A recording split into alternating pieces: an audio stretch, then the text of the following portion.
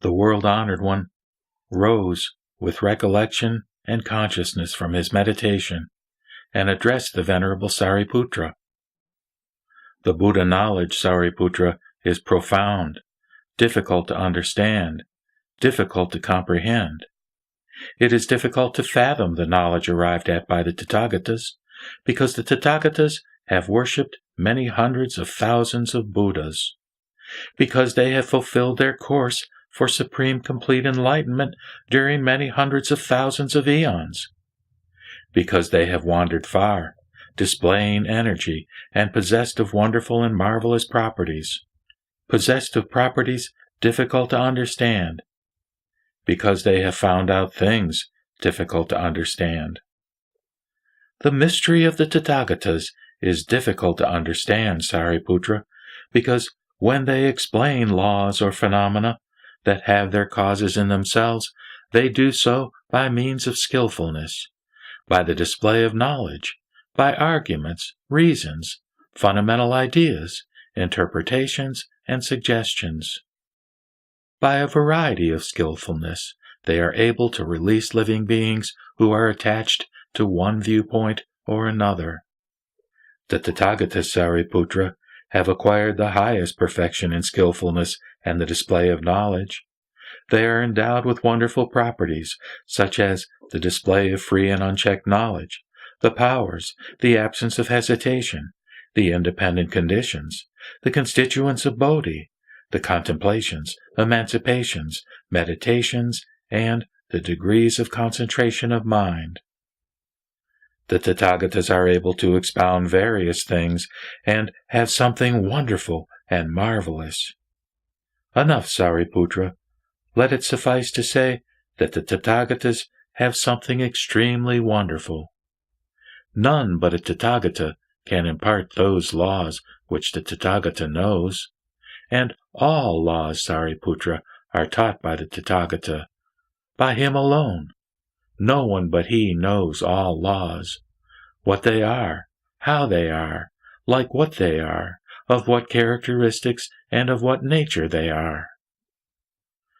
On that occasion, to set forth the same subject more copiously, the world-honored one uttered the following stanzas.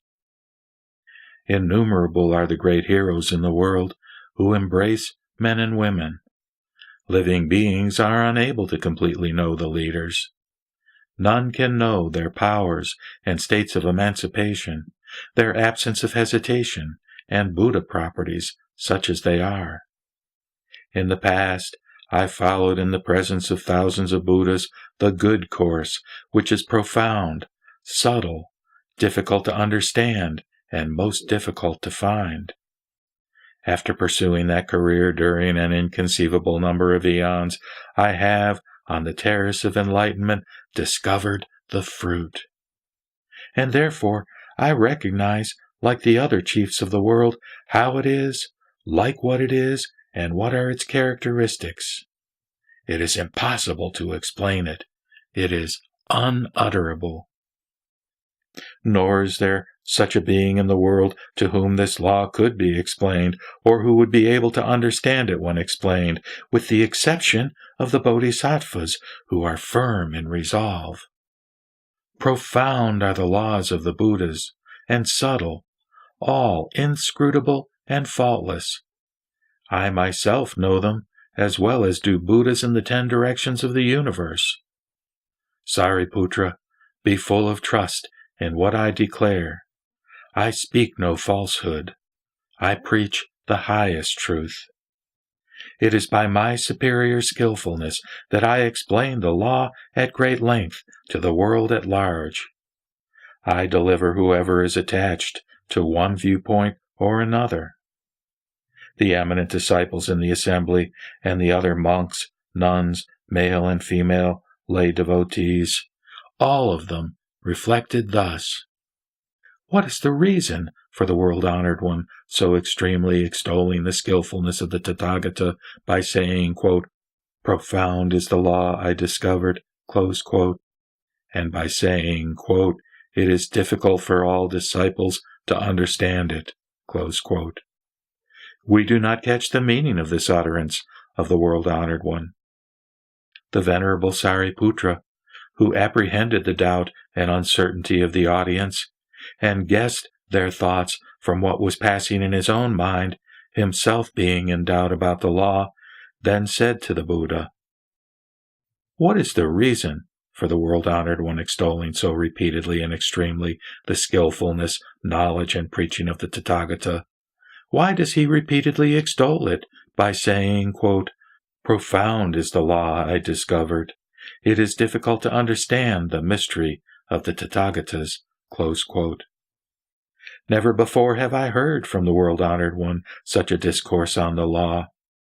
These men and women in the audience are overcome with doubt and perplexity. Therefore, may you be pleased to explain what the Tathagata is alluding to when repeatedly extolling the profound law of the Tathagatas." On that occasion, the Venerable Sariputra uttered the following stanzas. Now, the leader utters that, quote, "I have acquired the powers, emancipations, and numberless meditations," close quote.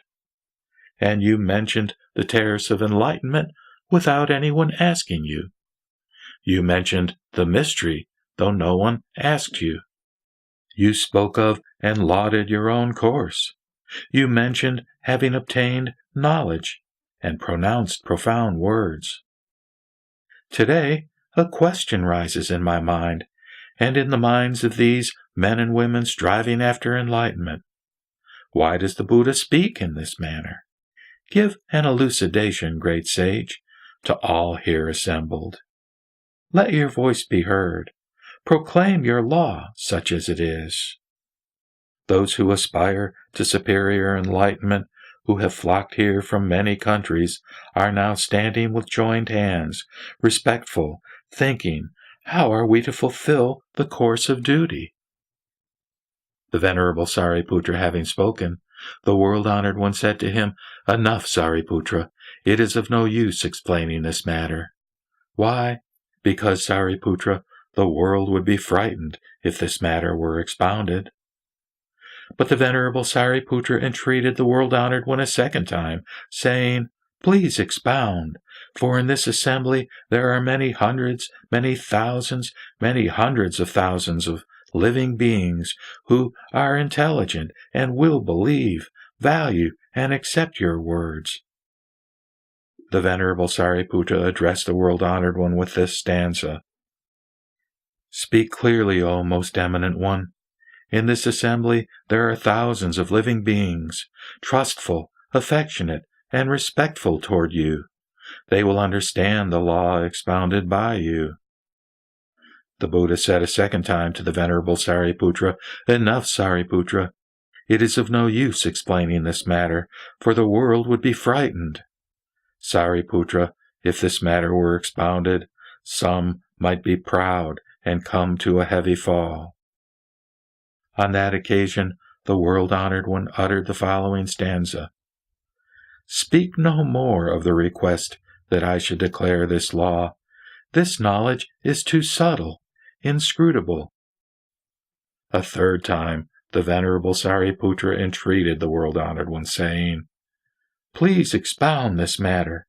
In this assembly there are many hundreds of living beings my equals, and many hundreds, many thousands, many hundreds of thousands of other living beings who will believe, value, and accept what you declare." On that occasion, the Venerable Sariputra uttered the following stanzas. "Explain the law, O you Most High. I, your eldest son, beseech you. Here are thousands of beings who will believe in the law revealed by you. Speak to us and produce in us an extreme joy." When the world-honored one for the third time heard the entreaty of the Venerable Sariputra, he spoke to him as follows. "Now that you have entreated the Tathagata a third time, Sariputra, I will answer you. Listen then, Sariputra. Take well and duly to heart what I am saying. I am going to speak."